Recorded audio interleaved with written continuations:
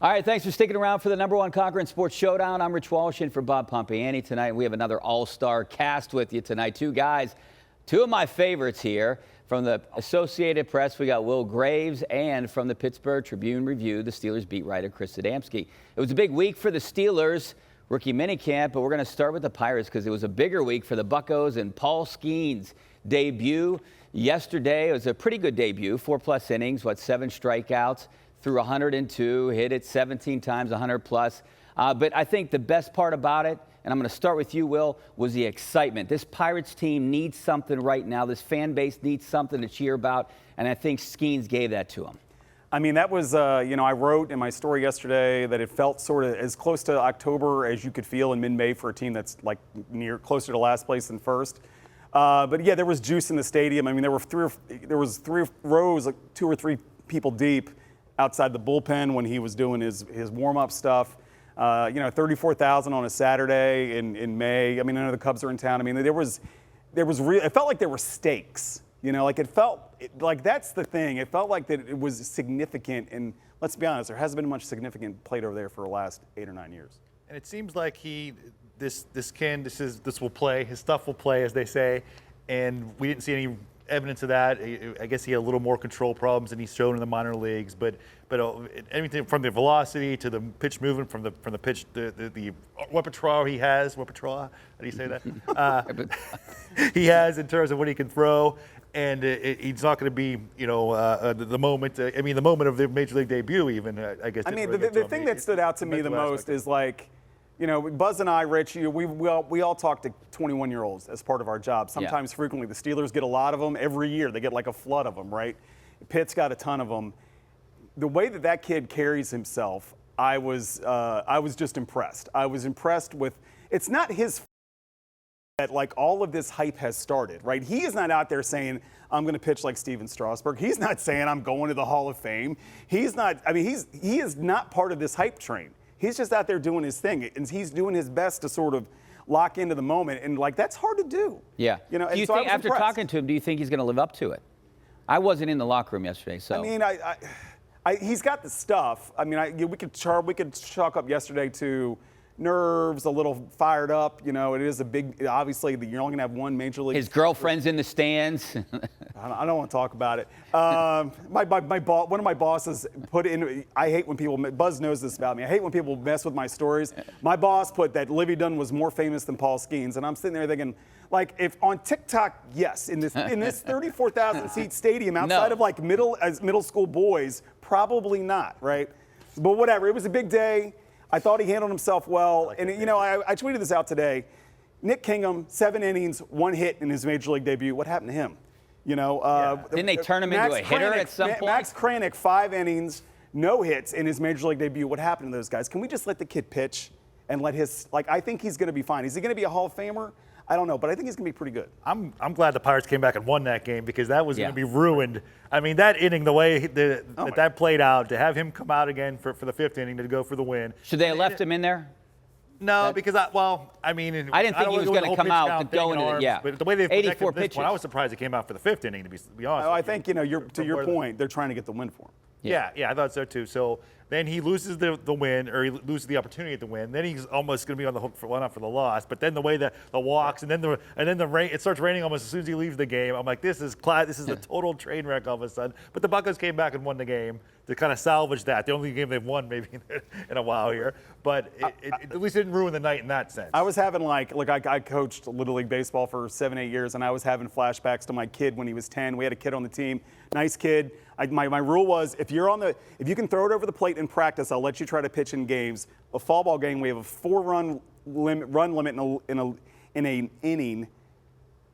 8 batters, 8 walks, 33 pitches, 32 balls and 1 strike. Some kid swung at a pitch over his head. I was having flashbacks last night watching that. It's not good. And I think that changes the perception. If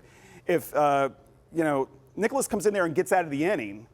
He struck out Morel and Bellinger to start, and then it got away from him. I think the perception of Skeens is with 1 run in 4 innings. So I think it sort of played into this. Well, he wasn't like a Hall of Famer in his first start. And I'm like, give me. Well, you don't expect that. Look, I don't have Bucco fever right now, but I'm pretty optimistic about Skeens, Jones, Keller, this pitching staff, and I think it's going to play in the future. They just need some hitters.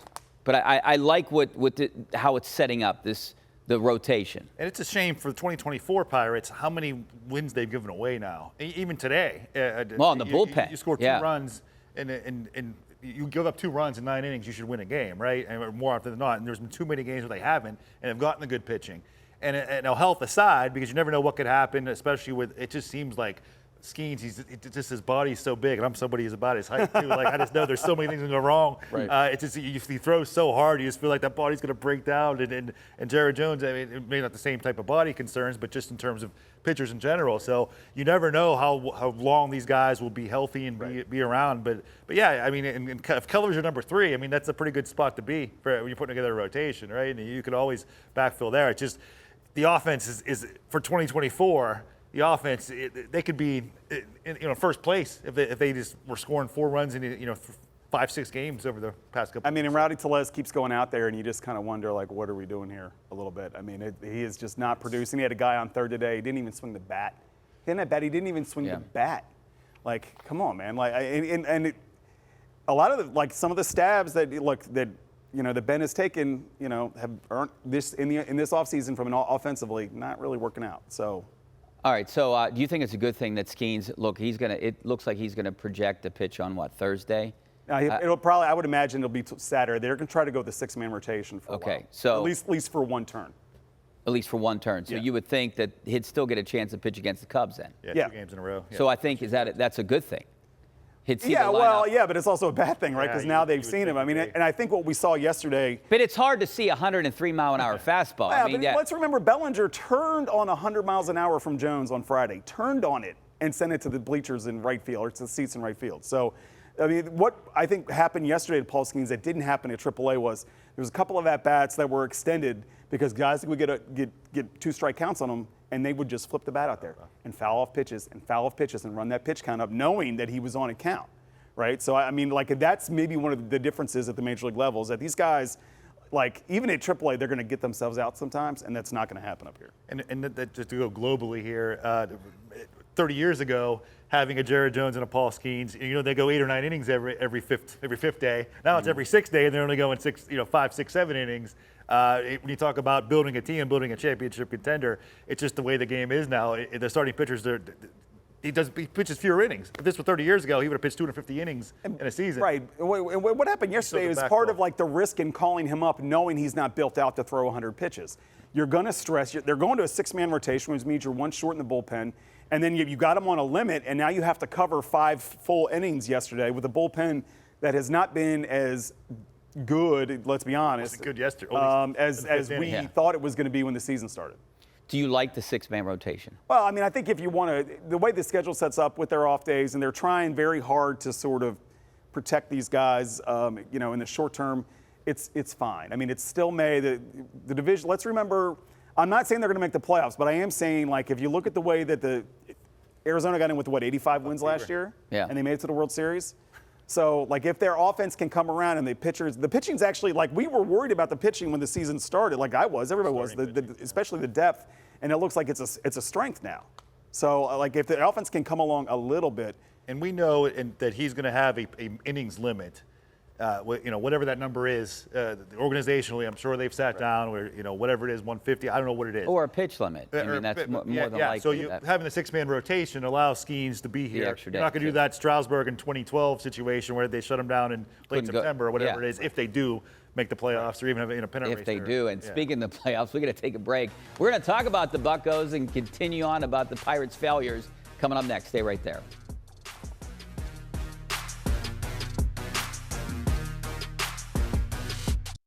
All right, welcome back to the #1 Cochran Sports Showdown. I'm Rich Walsh in for Bob Pompiani. Tonight, the Pirates fall to 18-23. They're 6.5 back of first place in the division after a tremendous start. I know we keep talking about this, guys.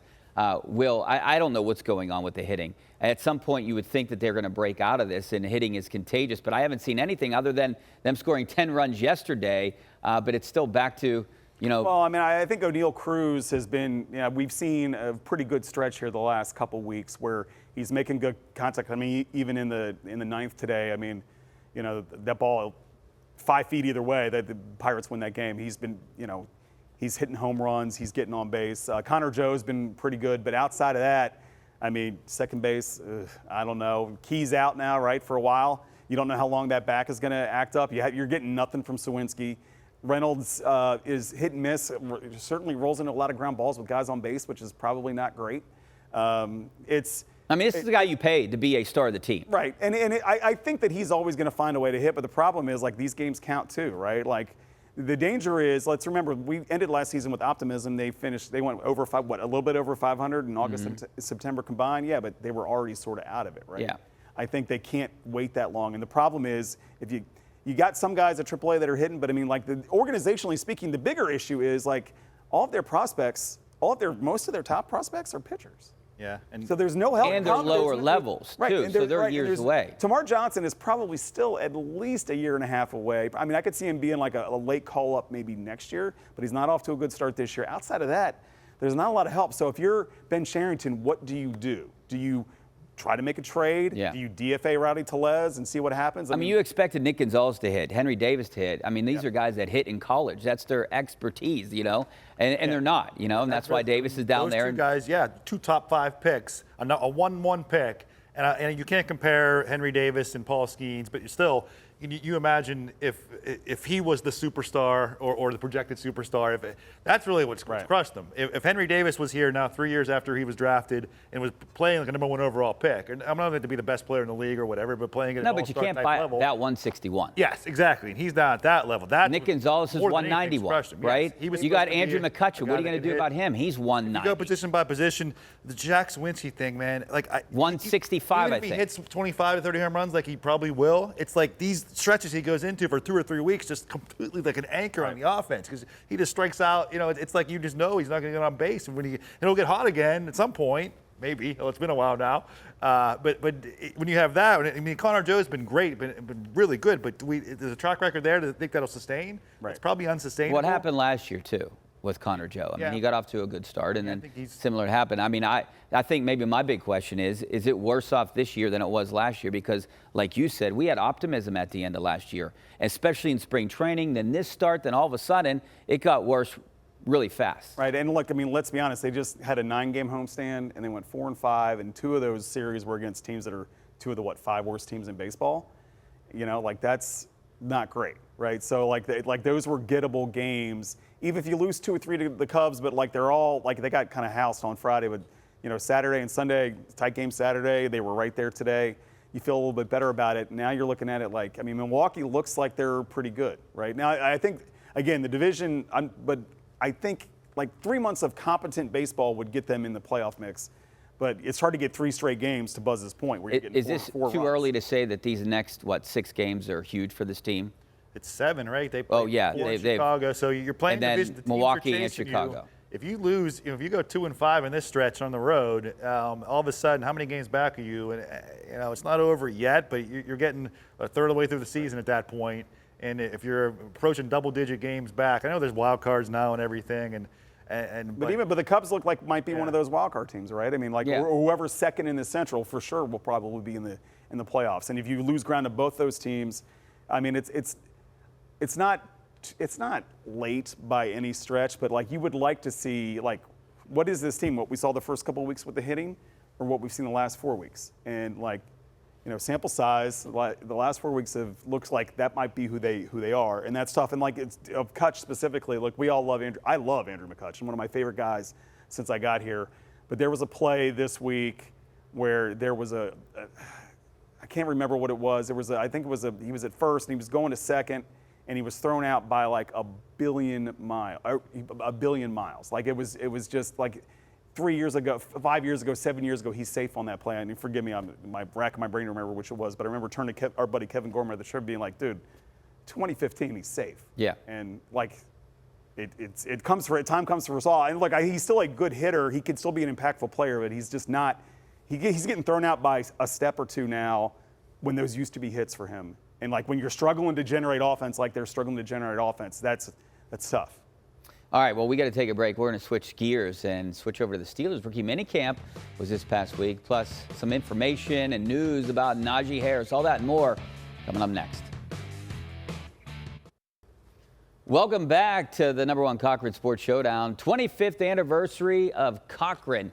And boy, it's been a good 25 years, especially in the sports world. A lot of big moments in the last 25 years, and we had a big moment here just recently this weekend. Paul Skeens made his debut, a generational pitcher, threw 100 plus, hit 102, threw 100 plus 17 times out of 84 pitches, goes 4 innings plus, doesn't get the win. But they do get the win, the Pirates, and that's most important for the Buccos right now, getting any win at this point. But a lot of excitement right now with Paul Skeens and a lot of excitement with #1 Cochran. All right, we're switching gears to the Steelers. Rookie minicamp was this week. Also, Najee Harris not there yet, but he'll be there on, I think, May 21st for OTAs. But we'll start a little bit with the rookie minicamp. And the one thing I wanted to talk a little bit about was the first-round draft pick, Troy Fautanu. I think it's Fautanu, not Fautanu. I will get to the bottom of that shortly. But he was out there working as the right tackle. Yes. So what does this mean?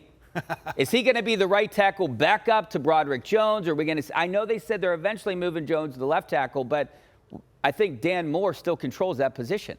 Yeah, with all the context of being rookie minicamp, which is a 75-minute walkthrough that, it's, most of the guys aren't going to be there or already gone by now as we record this out of the organization.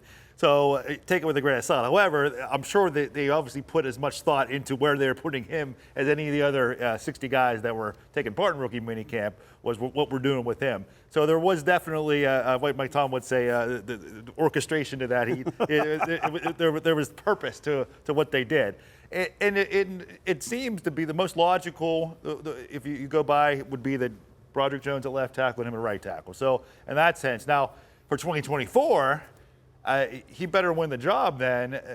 Dan Moore has been frank about not wanting to play right tackle. So if you're going to start open up camp and have him move him to right tackle when he doesn't want him there, if he's going to be the swing tackle, it's sort of a conundrum. But I think it was the right move to have, especially because he spent so much time at left tackle. Yeah. Which he'd feel comfortable if he had with the left-handed quarterback. Right. Yeah. So, but the footwork and all that, just having him there, I think it was probably the right move. Now we'll see what happens come OTAs and come training. I mean, Mike T. We're talking about football in shorts, right? I mean, so. Yeah. Can't read much. And the way that they handled Broderick and Joey Porter Jr. last year, I think earns them the benefit of the doubt that they sort of know what they're doing with their rookies, right? Like they sort of know when they're ready and ready to put them in. I mean, was Broderick maybe ready a couple weeks before? I mean, maybe, but like they waited for an opening and they took it. And to Buzz's point, I think when you got Fautanu played left tackle for a left-handed quarterback, I think he's not protecting the blind side in that situation, right? Well, Najee Harris is not a rookie anymore, and he wasn't there this week, and he'll be there in a couple weeks. But Steelers didn't pick up his fifth-year option, but there has been some information and rumors out there on Twitter. I don't know if there's any truth to it, but that he didn't want the fifth-year option picked up. I mean, do you think it's a good call? Well, this is the problem. Like, Najee's been productive. The problem is a guy that makes a fraction of what he makes has been just about as productive. However, you would think the Steelers would have learned with what happened with Le'Veon, and maybe Najee would have learned, historically what happened with Le'Veon to maybe not have history repeat itself, right? That's not a guy that you want, grousing in your locker room if it gets to that. I mean, I think he's going to be thinking about next year, this year, right? So, that is a concern. And is he going to show up to training camp? And it could be motivating, though. And if you go by strictly from the player's perspective on the marketability of the contract, $6.7 million isn't that much, and you could probably get that as part of a guaranteed of a 2-year deal coming up, whether it be with the Steelers now or next year anyway. So it's almost like you're hitting the market or your contract's expiring a year earlier. Running backs always nowadays, people assume they're expired by age 27, 28, or whatever it is. So you get another chance to get another contract. But yeah, I thought that I was kind of surprised that they didn't. The Steelers going back 2 weeks now, they didn't pick up the option because I thought it was worth it for that reason alone. So the insurance of having a happy team but like leader. the risk is. If it's a 50-50 equal distribution of labor to get a mid-May Tomlin isn't him, and Najee's numbers go down, what's his value on the open market? So I'm sure for Najee that's a concern. Yeah. All right, well, we got to take a break.